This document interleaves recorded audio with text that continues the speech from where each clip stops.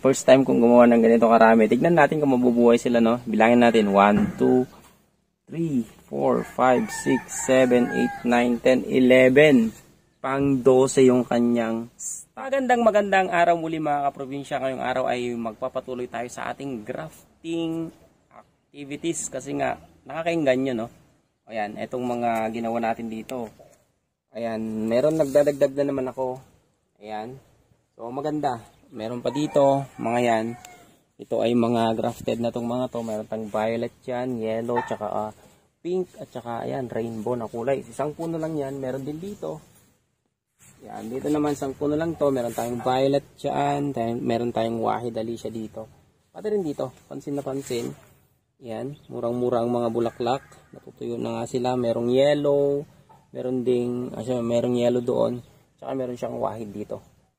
So ngayong araw ay excited akong muli na gumawa ng mga grafted bugis natin. Kaya panoorin nyo mabuti yung gagawin natin kasi marami tayong idudugtong sa isang puno lang. Kaya ready na ba kayo? Tara at panoorin na natin ang aking gagawin. Let's go! Okay mga kaprobinsya, ito yung gagamitin natin na stock. Nagtsatsagaan ko lang muna itong mga stock na ganito kahit maliliit kasi wala akong malalaki na collection, pero okay lang. Ang recommendation ko lang sa inyo ay maghanap kayo ng stock na medyo mahaba na yung kanyang tangkay, kasi ang pangit pagka medyo maiksi lang, hindi natin ma-appreciate. So mas maganda kung medyo mahaba na agad, then para dito sila later on mamulaklak sa taas. Yan, dapat makahanap kayo ng mahaba. Yung mga sanga sa ibaba ay mas maganda, mas mainam tanggalin natin para malinis tignan dito sa baba. Yan, tanggalin lang natin yan. So, dito siguro pwede na itong dugtungan, no? Yung mga yan. And then, ang gagamitin natin, ito, meron akong grafting tape. Ayan. Pwede kong i-share sa inyo mamaya. Tignan nyo na lang sa comment section o kaya sa description ng video kung saan tayo nakakabili ng ganito, grafting tape. And then, syempre, gagamit tayo ng alcohol pang disinfect ng ating mga knife. At saka syempre yung supot ng ice. Ang size po niya na ginagamit natin ay 4x12. Ayan siya. 4x12 PE. Okay, so nasa 100 pieces na to kaya marami ka na rin magagawa. Then, ang gamit ko na ngayon ay bumili na ako ng ito para mas malinis. So, meron akong iba't ibang uri dito ng precision knife. So, 13 pieces yan. So, madami siya. Masusulit naman natin to. So, marami to sa Shopee. Binili ko to sa Shopee. So, ilagay ko na lang sa description ang link kung saan nyo siya pwedeng bilhin. Kasi mas madali itong gamitin. Ayan, isa pa lang yung kinuha ko dito. Bali, eto siya. Yan, ginamit ko to nung isang araw. Okay, ready na tayo. Ang una natin gagawin ay hanapin natin, no, yung pwedeng dugtungan. So, siguro pwede natin lagyan hanggang dito sa dulo.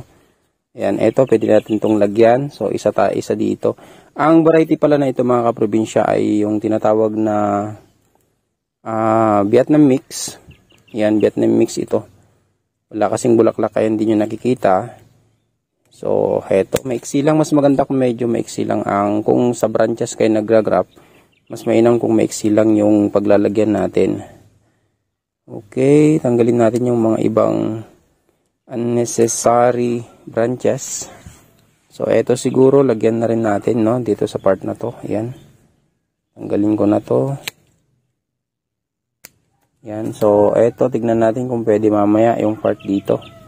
Pero sa tingin ko, hindi siya healthy, kaya tanggalin ko na lang din. Ayan, tanggalin na natin tong mga to, hindi sila healthy eh. Yan.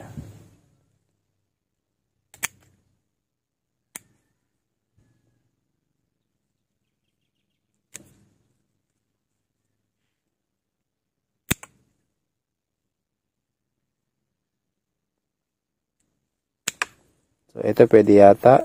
Sige. Kasi, i-maximize natin to yung hanggat yung kaya niya na i-accommodate.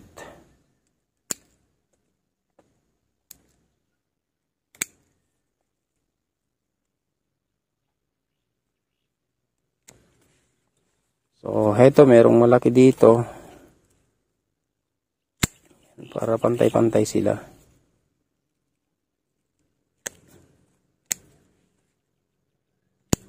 Ayan, hindi na rin to healthy, kaya tanggalin na natin.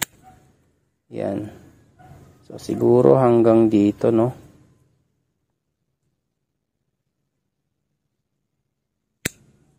Yan. Dito siguro pwede pa naman. Wala akong taga-video, kaya medyo mahirap din.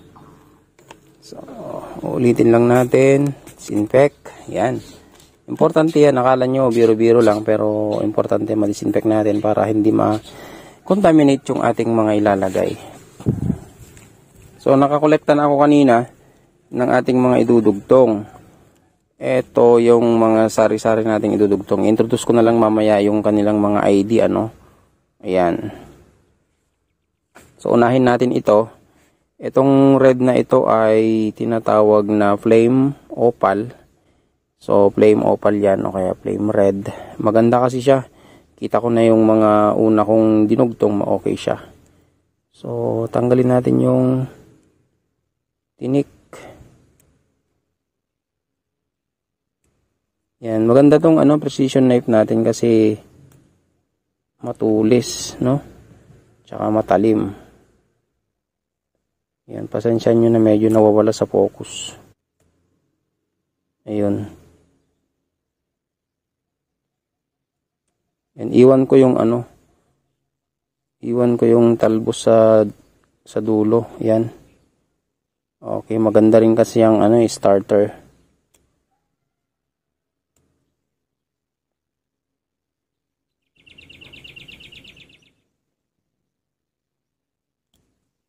Okay. So, ngayon maghahanap tayo ng pwede nating dugtungan sa kanya, yung medyo ka-size niya. So, dito na lang siguro sa part na ito. Ayan. So, ang una kong ginagawa dito ay ito yung una kung saan natin siya idudugtong. So, bitawan muna natin yon. So, dito muna. Mag-cut lang tayo ng napakanipis.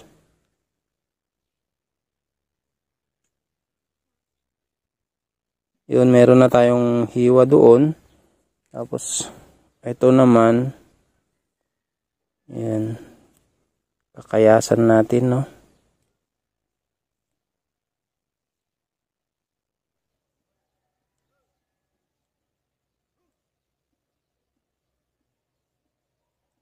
Yan.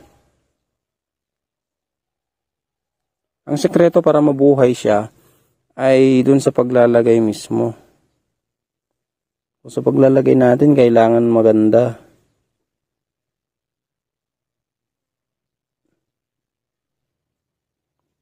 Yan ang technique dito mga kabugis, no, kaprobinsya. Ang paglalapat natin ay kailangan etong skin dito. Yan. Halimbawa, ito sa gilid niya, didikit din dun sa gilid. So, dapat hindi yun sa kahoy, ang focus natin. Kailangan yung skin ang magkatapat. So, ganyan.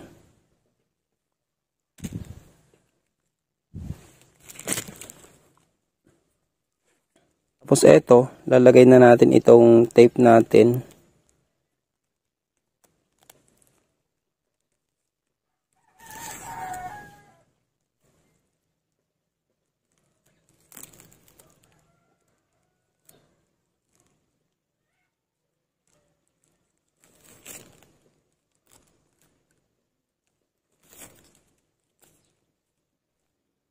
So, ayan na siya. Siguro, gagawin ko na yung iba.